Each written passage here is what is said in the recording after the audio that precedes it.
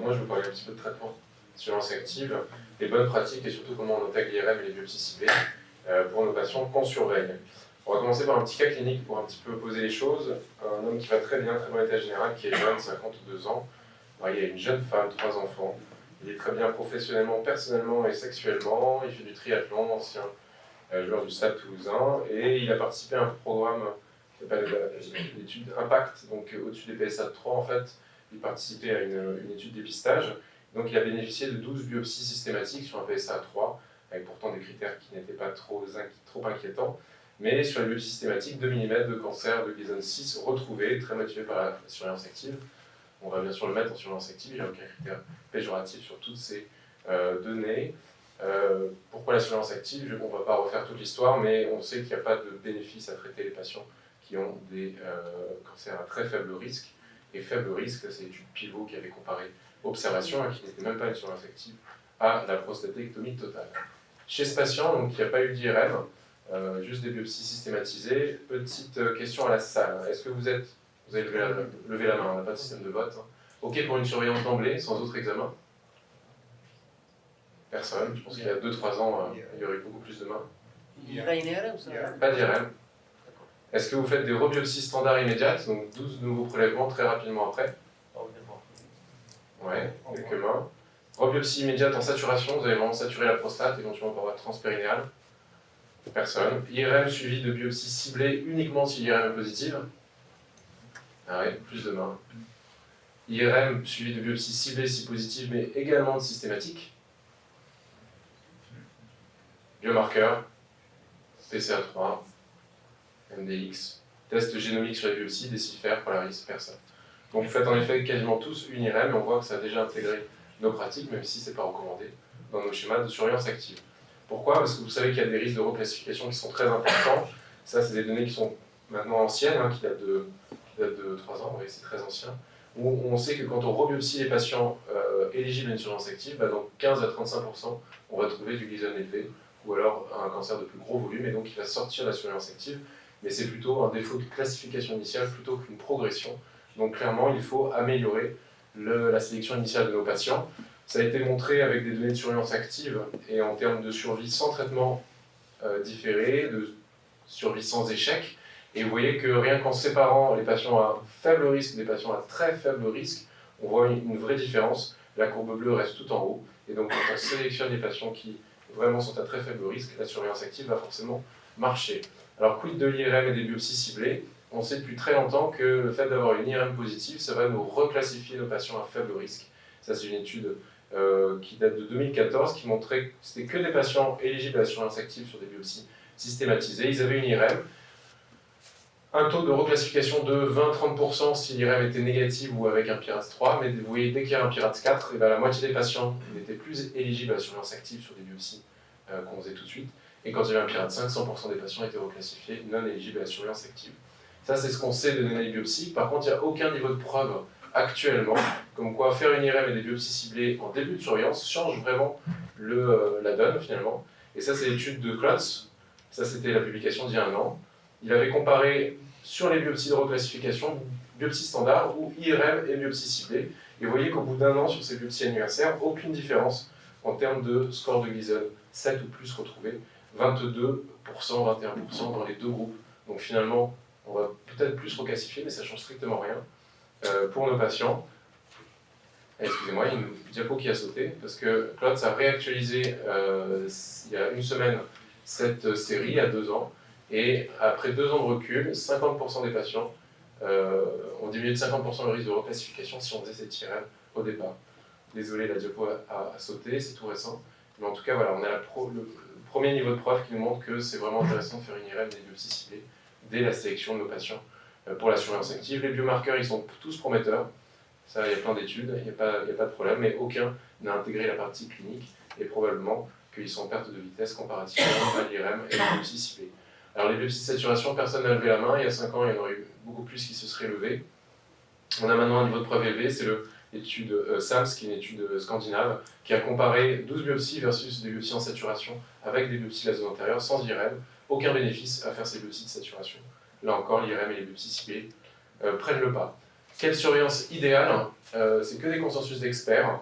Vous voyez, c'est tous les études, les protocoles publiés où ça varie vraiment en termes de fréquence de PSA, fréquence de toucher rectal, d'eurobiopsie, de nombre de biopsies prises et d'IRM. Du coup, quand on ne sait pas, les gens se réunissent, ça fait des consensus d'experts, des fois qui changent tous les ans. Et le dernier consensus, c'est l'étude détective, peut-être certains d'entre vous ont participé. Globalement, TR tous les ans, c'est pas la peine de le faire tous les 3 mois. PSA tous les 6 mois. IRM dans les 12 mois du diagnostic. Et pour l'instant, on reste que sur ça, sur l'IRM, comme recommandation. Il n'y a pas de recommandation pour une IRM de suivi en surveillance active. Et des rebiopsies qui doivent être faites dans les 6 mois à 18 mois. Ciblées bien sûr sur la lésion IRM, mais également systématiques. On doit faire encore des biopsies systématiques chez un patient en surveillance active, dans des biopsies de contrôle. Les biomarqueurs, non. La densité du PSA, je vous ai mis probablement, elle est très très intéressante chez les patients qui ont une IRM négative. Quand il y a une IRM négative avec une forte densité, il faut rebiopsier le patient.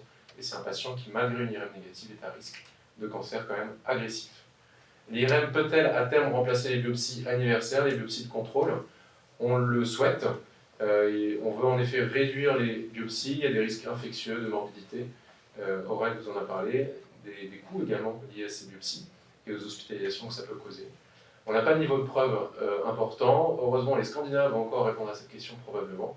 Et il y a une étude randomisée qui est en cours, où dans le premier bras, on va faire la surveillance comme on l'a fait, c'est-à-dire qu'on va décider des rebiopsies comme on le fait actuellement, et dans l'autre bras, on va faire des rebiopsies uniquement si on a des modifications de la densité du PSA, et surtout de l'IRM. Donc si votre densité ne bouge pas, votre IRM ne bouge pas, on ne va pas rebiopsier, et on va voir si au final, il y a une vraie différence pour le patient. Il y a des études médico-économiques aussi, qui montrent que probablement l'IRM, dans le cadre de la surveillance active, des IRM régulières sont intéressantes d'un point de vue médico-économique, mais uniquement si on les fait tous les 5 ans. Est-ce qu'on peut juste revoir notre patient tous les 5 ans pour l'IRM? Actuellement, c'est peut-être difficile à envisager. En tout cas, si vous faites ces IRM dans le cadre d'une surveillance active, il faut suivre les recommandations précises qui ont permis de standardiser un petit peu la lecture de ces IRM, et c'est une échelle de Likert, un peu comme le PIRADS, où globalement, 1, 2, il y a une régression de la lésion IRM, 3, pas de modification, 4, Likert 4, on va avoir une lésion qui progresse en termes de score PIRADS, en termes de taille tumorale, et un PIRADS 5, c'est une lésion qui va franchir la capsule, qui va envahir les vésicules séminales. Là, bien sûr, le patient sort de la surveillance active, donc prenez vraiment le parti de suivre ces recommandations, et si vous faites des IRM, de noter le Likert comparativement à l'IRM précédente. On revient à notre cas clinique, patient qui est en surveillance active, il n'y a pas eu d'IRM, en tout cas pas dans un centre expert, et son PSA progresse tout doucement, il passe à 6 au bout de 2 ans de suivi. Il y a toujours une densité de PSA qui est relativement faible, même s'il a un petit peu élevé, touché rectal normal, et une IRM fait à 2 ans dans un centre expert, et vous voyez cette lésion, PIRADS 4 sur 5 antérieure, apicale gauche, pas de lésion dans la base droite où il y avait la biopsie positive initialement, IT2, N0. Qu'est-ce que vous faites? Quand est-ce que vous arrêtez la surveillance pour un patient? Ça, c'est une question qu'on se pose tous en pratique clinique, et la réponse a pas mal évolué ces derniers temps. Est-ce que vous basez sur le temps de doublement? Là, on a un temps de doublement qui est relativement lent. Qui se base sur le temps de doublement? Temps de doublement à faire à 2 ans, on sort le patient de surveillance. Personne. Et ça supérieur à 10. On garde ce cutoff, quelle que soit la taille de la prostate, et on le sort de surveillance. Ouais. Levez les mains. Pas mal.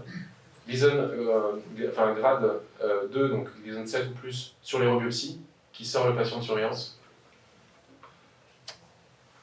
On augmente le grade à 3, forcément.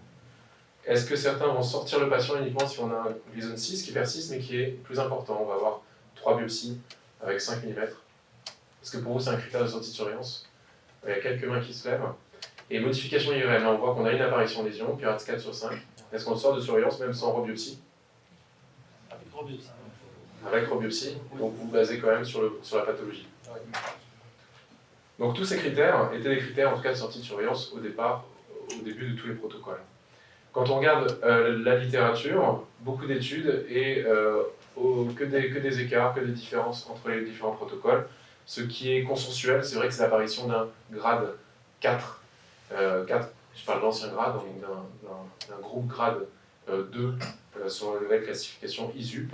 Et certains protocoles, vous voyez 14 études, donc la majorité des protocoles de surveillance active considèrent aussi que plus de 2 biopsies positives, plus de 50% d'envahissement, c'est un critère de sortie de surveillance.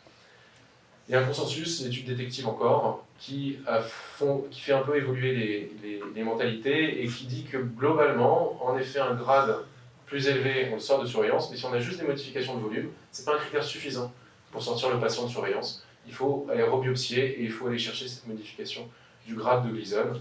Et ça, c'est l'étude PRIAS. Vous voyez qu'à 5 ans de suivi, on a, alors c'est pas, encore il y a une petite erreur, c'est 55% des patients qui sont encore en surveillance active, avec pour la majorité des patients des critères de sortie de surveillance qui sont pathologiques, histologiques. On va un petit peu rejoindre le topo de Gaël. Chez ce patient, est-ce que vous faites biopsie systématisée, ciblée ou seulement ciblée? Systématisée et ciblée. Qui lève la main? Les deux. Qui fait uniquement des biopsies ciblées? Professeur Moser. Je ne me redis pas. Très bien. Fusion cognitive, sous IRM, aidée par un logiciel. On va juste faire qui fait cognitif. Globalement, il n'y aura pas grand monde sous IRM, je pense. Et donc la majorité sous logiciel, je suppose, oui. C'est disponible. Transrectal, transpérinéal, local ou général, on ne va pas forcément lever la main, ça dépend des habitudes des centres, mais voilà. On a ces trois questions à se poser finalement quand on a cette lésion antérieure, un patient qui progresse à l'IRM. Pourquoi faire des biopsies systématisées? On sait, avec un niveau de preuve élevé, qu'on fait mieux en biopsiant la cible plutôt que biopsier à l'aveugle. Ça, c'est les études qui vous ont été présentées plein de fois. Ce qu'on ne sait pas encore avec un fort niveau de preuve, c'est est-ce qu'on peut vraiment se passer des systématisés en plus des ciblés? On n'a pas d'études randomisées fortes qui comparent systématisé plus ciblé versus ciblé. Globalement, les études où les patients ont eu les deux, on voit qu'il y a quand même 10% de groupes grade 3 jusqu'à 5 en plus détectés si on ajoute les ciblés. Et dans l'étude de Filson aussi, c'est jusqu'à 20% de patients qu'on va trouver avec des cancers très significatifs, hein, un grade groupe 3 ou plus, en associant les biopsies systématisées. Donc actuellement, il faut en effet associer ces biopsies systématisées. Le problème, c'est aussi la multifocalité. L'IRM fait extrêmement bien pour détecter la lésion principale, ça, il n'y a pas de doute. Elle a une très bonne valeur prédictive négative, mais elle ne fait pas encore bien pour détecter ce qui est à côté. Peut-être le radiologue ne voit que la grosse cible, mais vous voyez que 30% des cancers significatifs secondaires sont ratés par l'IRM. Donc, si on la rate à l'IRM, bien sûr, on va l'arrêter sur nos biopsies ciblées. Une étude qui va encore un peu plus loin et qui est une très belle étude, c'est les patients qui ont eu tout. Biopsie trans-IRM, biopsie transpérinéale de saturation, biopsie transpérinéale guidée par IRM, et en plus ils ont eu l'analyse idéale, une prostatectomie, je vous rassure, ils avaient tous un cancer. Et quand on voit les performances de l'IRM pour détecter la lésion significative, la rate quand même dans 8% des cas. Dans les 92 autres % des cas, elle a bien identifié la lésion, donc on se dit on va biopsier juste la cible, et vous voyez que le taux de détection est seulement de 80%. Donc quand on cumule l'écueil de l'IRM plus l'écueil du ciblage d'une vraie lésion vue à l'IRM, on est à 20% de ratage de cible, si on peut dire de façon un peu simple. Donc les biopsies systématisées peuvent compenser 80% si on biopsie la cible, et on est à 96% de détection de la lésion principale si on associe des biopsies systématisées. Gaël vous l'a très bien présenté. Il y a aussi l'évaluation pronostique, même si on a la bonne lésion, faire des biopsies systématisées, ça va aider à l'évaluation pronostique, qui est fondamentale, je pense, chez un patient en surveillance active. Est-ce qu'on va le sortir de surveillance ou pas? Il faut avoir quand même pas mal de données pathologiques. Et en effet, elle vous a présenté cette étude belgo-française. On a également fait une étude sur Toulouse qui a été publiée récemment dans le Journal of qui montre exactement la même chose.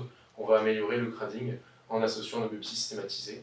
Un peu plus loin aussi, en associant nos biopsies systématisées, leurs résultats dans le calcul du risque, on va améliorer la prédiction du risque d'invasion lymphatique et le risque de cancer extra-capsulaire.